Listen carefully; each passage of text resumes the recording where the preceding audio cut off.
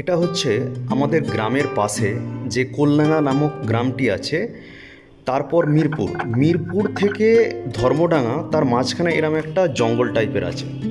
যাই হোক, এখানে এখনও মানুষেরা সেইভাবে বসতি স্থাপন করেনি অর্থাৎ বাড়িঘর করেনি, জায়গাটাকে এইভাবেই রেখে দিয়েছে।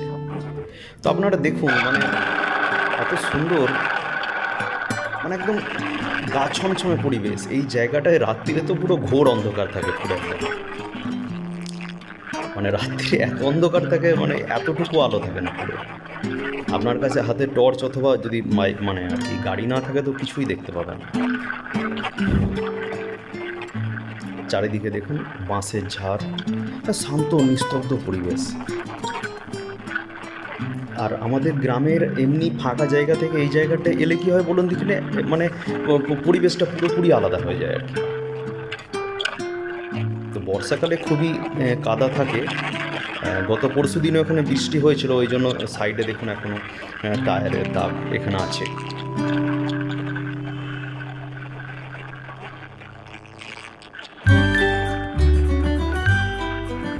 এটা অ্যাকচুয়ালি মানে বর্ডার বলতে পারেন, যে মিরপুর নামক গ্রামটি আছে এখানে শেষ হয়ে যায়, আর ওই যে ঢালাই রাস্তা দেখতে পাচ্ছেন আপনি, তো এখান থেকে শুরু হয়ে গেল ধর্মডাঙ্গা।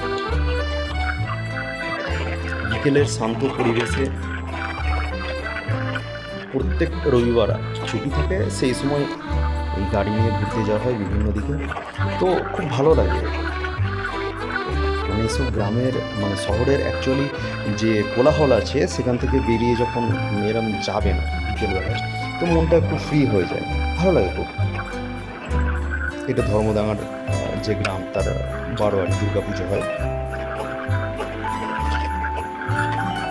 আজ থেকে বলতে পারেন 20-25 বছর আগে যদি এখানে আসা হতো, তাহলে এর পরিবেশের যে মানে স্নিগ্ধতা সেটা আরও অন্যরকম থাকতো। এখন তো গাড়ি ঘোড়া বেড়ে গেছে, যেমন আমরাও বাইকে যাচ্ছি, হ্যাঁ, সেই সময় লোক সাইকেলে যেত, হেঁটে যেত। তখন এটা ঢালাই রাস্তাও ছিল না, মাটির ছিল পুরো, আর এত পাকা বাড়িও ছিল না, ম্যাক্সিমাম মাটির বাড়ি ছিল। তখনকার পরিবেশটা আরও ভালো লাগতো। তখন যদি ক্যামেরা থাকতো তাহলে এরকম করে ঘোরা যেত। ওই জন্যই তো স্মৃতির কোণে এসব রেখে দেওয়া হয়, যার জন্যই এই ভিডিওগুলো করা। আমাদের যখন বয়স হয়ে যাবে তখন আমরা ঘুরে দেখতে পারবো যে কেমন ছিল এগুলো।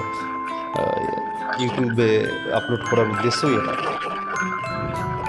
শুধুমাত্র মানে ভিউজ পাবো এইরকম কোনো উদ্দেশ্য নেই। এগুলো নিজের জন্যই করা, যাতে করে সময় চলে গেলে আমরা তো আর ফিরে পাবো না সেটাকে। তো ইন্টারনেটে থাকলে সেখান থেকে আমরা দেখতে পাবো পুরনো স্মৃতিগুলোকে। এখনও সূর্য ডোবেনি, তো ডুবুডুবু করছে, খুব সুন্দর লাগে। দেখুন এরপরে মাঠঘাটগুলো দেখতে পাবেন আপনারা।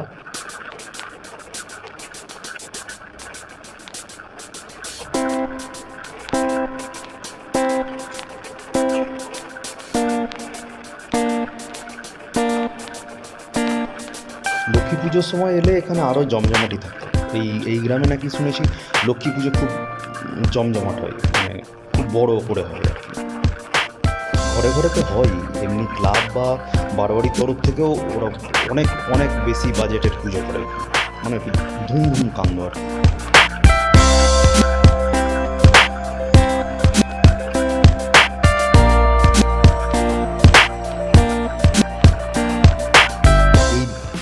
এই টার্নিংটা